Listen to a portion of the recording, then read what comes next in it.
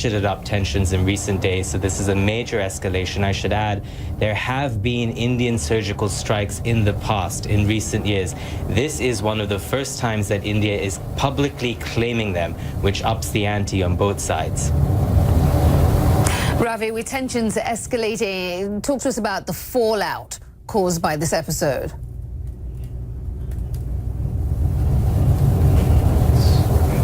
Well, there's going to be a fair bit of fallout on both sides. I want to take you back to 2 weeks ago when an Indian garrison town was attacked, again on the Indian side of the line of control. In this attack, 19 Indian soldiers were killed. The Indian reaction to that was fierce. There were a lot of calls for some form of action against the people who perpetrated these attacks.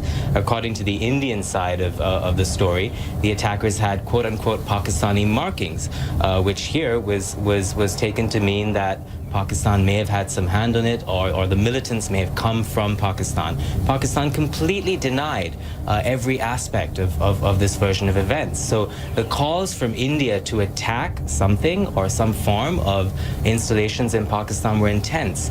And Thursday's attack is a response to those very calls for Indian Prime Minister Narendra Modi to appear as if he's tough on terror. This is the so-called line of control in the disputed region of Kashmir. It's the unofficial border between neighbours and rivals, India and Pakistan. Cross-border fire between armies from both sides escalated early on Thursday. Thousands of people have been caught in the middle. Tensions flared between the two countries after India said it had carried out strikes on suspected fighters. It said they'd been preparing to move from Pakistan-administered Kashmir into parts of Kashmir under India's control. The operations were basically focused to ensure that these terrorists do not succeed in their design of infiltration and carrying out destruction and endangering the lives of citizens of our country. As a matter of fact, I'll be speaking to members of committees in Congress today about this issue. We have, first of all, an exchange of incidents on the border, a very long border, disputed border between India and Pakistan.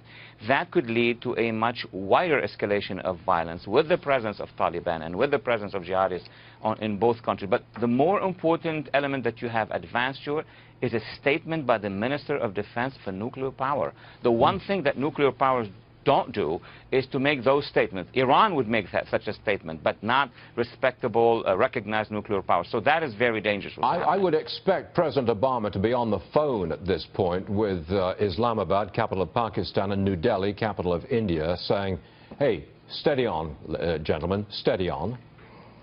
I would have expected President Obama months ago to have already interacted with both leadership, not let them get to that point. I mean, be fighting on the ground, two nuclear powers. When two nuclear powers, imagine Russia and us fighting in Alaska or in Kamchatka. That would be unimaginable. So President Obama missed the train, and I hope he's going to make that phone call.